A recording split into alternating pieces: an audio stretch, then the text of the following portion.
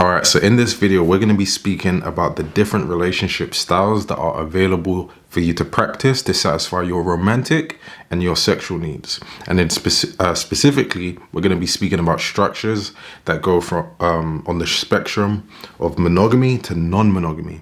Or specifically, we're going to speak about monogamy, and then on the other side of the scale is poly relationships. And as we speak about these relationship styles, it's going to go from monogamous to non-monogamous, right? So we start by saying this. You've been lied to about the possibility of relationships that are available to you. You've been proposed and told that there's only one relationship style that you should practice. And if you don't practice it, you're almost a bad person. You're a immoral person. You are not practicing love in the way that it should be done. And it's crazy because it's so misaligned with nature. It's so misaligned with human nature, and we can see this. Why? Because when you observe people's relationships, they show you that it's not totally as monogamous as you're told. People are told it has to be just one person, and you only look at that person. If you look at anyone else, then you don't love that person. That's obviously a lie, because many relationships don't operate like the ideal. So what happens, right? And I believe that understanding this information is going to stop wrong treatment in relationships. Because in order for people to satisfy their human nature and their sexual and romantic needs, what they're going to do is they're going to cheat. They're going to lie. They're going to deceive. And they're going to manipulate people into being in relationships so that they can satisfy their needs. So what I mean is they're going to manipulate the context and the rules and the understanding of the relationship so it can satisfy their needs. I've seen people recently post what their exes have told them in order to get them to agree to the relationship styles, and it was like ridiculous stuff. It was like, one I saw was a girl saying, when my ex told me that men cheat because they love you more or something, so she allowed her man to cheat on her, so that she allowed her man to cheat on her because it means that he loves her more. So if I was to tell her this and give her this information, I wonder if she would go, oh, this is crazy. But actually, she's the crazy one for allowing herself to be in situations where she's manipulated. And I'm saying that when we understand that there's different relationship styles, you don't need to fall into this category of manipulation. What you need to do is you need to understand what relationship style suits your character, your individualism, your personality, your lifestyle, whatever needs that you have.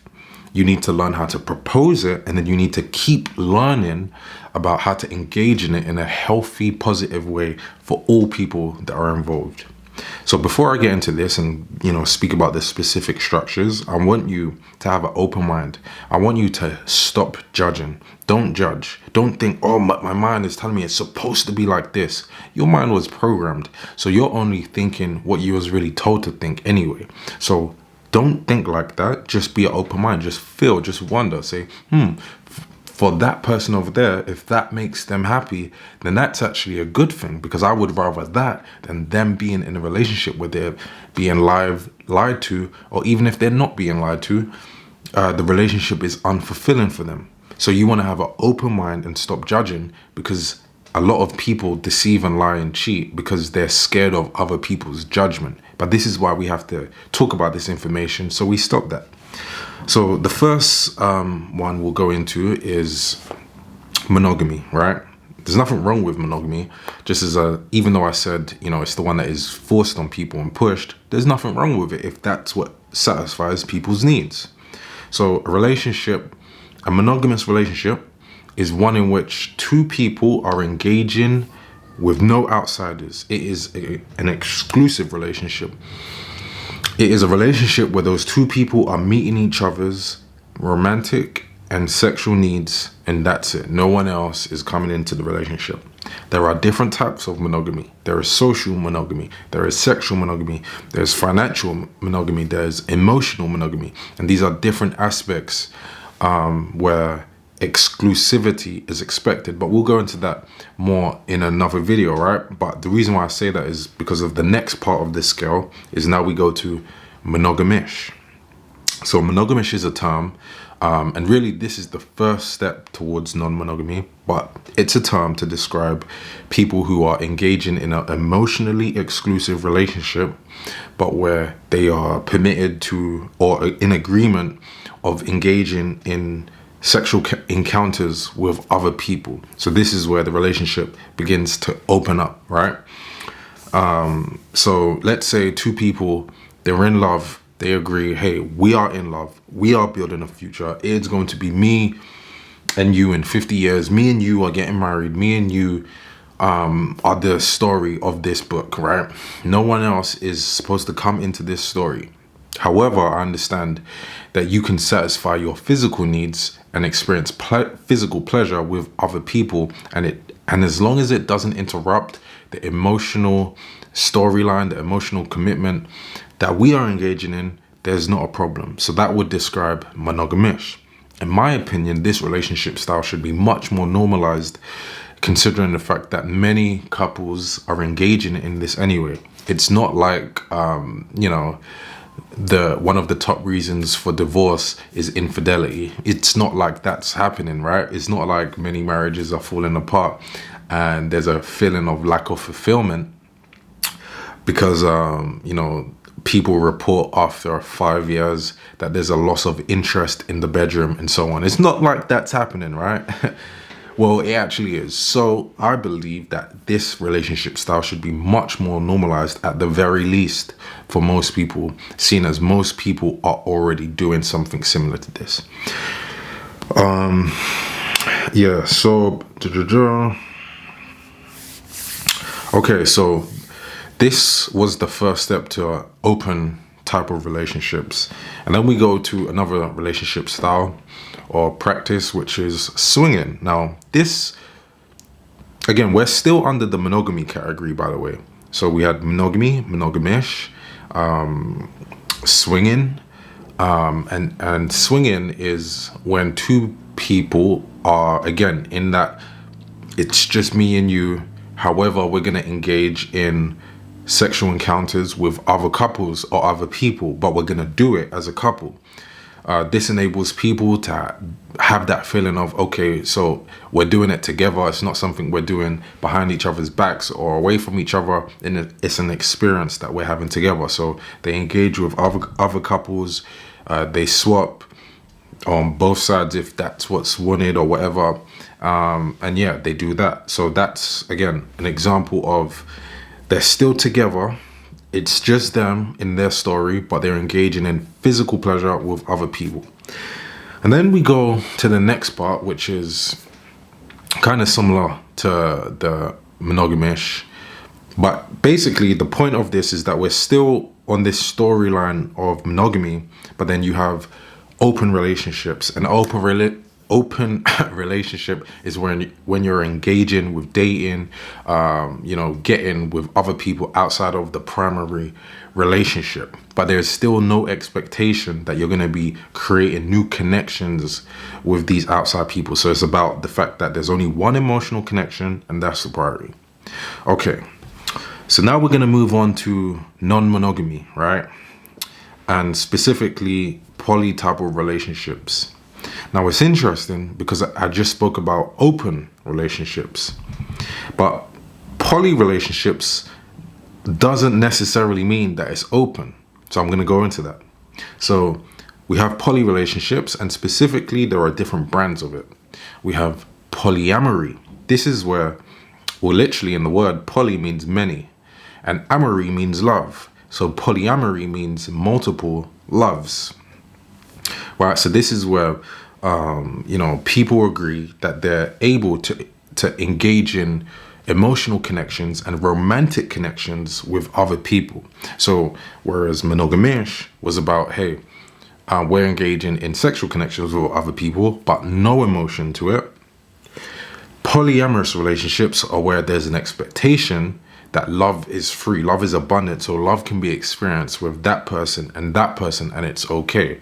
The tenets of polyamory are freedom, abundance of love, openness of emotions, and so on, right?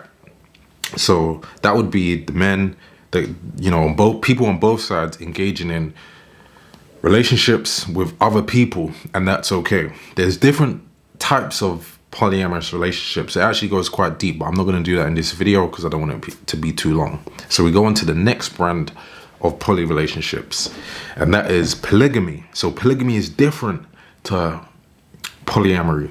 Basically, polygamy is plural marriage of one gender with multiple partners of the opposite gender. So polygamy could be a man marrying multiple wives, or it can be a woman marrying multiple husbands, right? And in each of those two, they have different names. So polyandry is where the woman marries multiple husbands, and polygyny is where the man marries multiple women. You know, it's getting a bit confused there. So in that sort of relationship, the tenets of that relationship would be nation building, wealth creation, keeping the wealth inside, and all of that stuff, supporting each other. There's still an aspect of freedom, but in these relationships compared to polyamorous relationships, the philosophies aren't based on freedom and openness as much, you know. And actually, it could be of a more closed nature than monogamish or open relationships. So there's a term called Polyfidelity, and that is a closed type of relationship. Let me say it again. It is a closed type of non-monogamy where all members within the marriage or relationship agree to only having romantic or sexual connections with each other, and it cannot be outside. So actually, that's a good example of the relationship being closed. So you could have a poly relationship, but it's actually closed, and they're engaging in polyfidelity with each other. There's no outside. There's no outsiders coming into the relationship. So someone described this, I've seen, as monogamy multiplied. So it's kind of like the same thing as monogamy, but you're experiencing that same closeness and exclusivity with the people that are involved. Okay, so yeah, so examples of polyfidelity actually and closed poly styles could be a throuple relationship or a triad relationship. So that would be, let's say you have a relationship with one man, two women, but it really could be one woman, two guys also. So let's say one man is with two women, but in a throuple, a polyamorous throuple, it would be expected, or what you could have is it's one relationship altogether. So it's not the man, like in polygamy, which is multiple marriages or plural marriage. You could have a man with the woman and the man with the other woman, but the women are also together too, if they're bisexual, and they're all in one relationship together. So it's like one functioning unit and relationship in itself. That would be an example of a polyamorous throuple. And if they agree to not get with anyone else, then it's a closed relationship. Now, on the polygamous side, you could have, let's say, the man was married to her and he was married to the other woman too, but he says, I'm only marrying you two and I'm not being with anyone else. I'm only with you two and I don't want other women, right? That would be an example of a polygamous marriage that is closed. So even though what people will do is they'll think of poly and think, oh, it's open, but that's not necessarily the case. Because, you know, the partners could agree to not go outside. So, yeah, actually, wait, let me get it goes deeper than this, and there's more relationship styles, but I'm not going to go into it, right? But I saw this post, I don't know if let me see if you can see it. Yeah, you can't really see it, actually. But it was like the different relationship styles and the different relationship structures and the different types of relationship models, basically. That was what it was called, but you can't really see it. But it can go even deeper, more specific, but this is the basics. Now, pushing one relationship style means that we are all one type of person, which I think we know is not the case. We are all not the same. So why would we have the same type of relationship? And why would we be pushing one type of relationship and we must stick to it, and everyone else who doesn't is bad, immoral, and their love is invalid? That makes no sense, because it presumes that we're all the same. And as you can see, what people will do is they will be socially monogamous, right? So they will have an appearance to the community that they are monogamous, but underneath the surface, they're not. They're practicing these different relationship styles, but guess what? They're doing it in an unrighteous way and a truly immoral way, because they're doing it deceptively, and they're doing it without the consent of people that are in agreement in the relationship, I mean.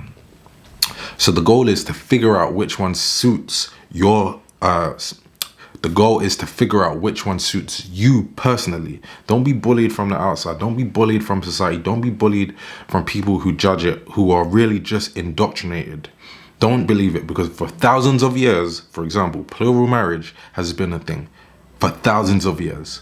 It's only because we're living in a state where a certain type of relationship is being pushed onto you. That's it. So don't get bullied. Think to yourself, what relationship style works for me? If it's monogamy, then it's fine, but let it be because you chose it, and let it be coming from a healthy place. Don't let it be, oh, well, I think it's supposed to be like this, so I'm going to force it on the other person. Let the other person choose to engage in it with you, because then we cut down the chances of us being deceived and cheated and manipulated.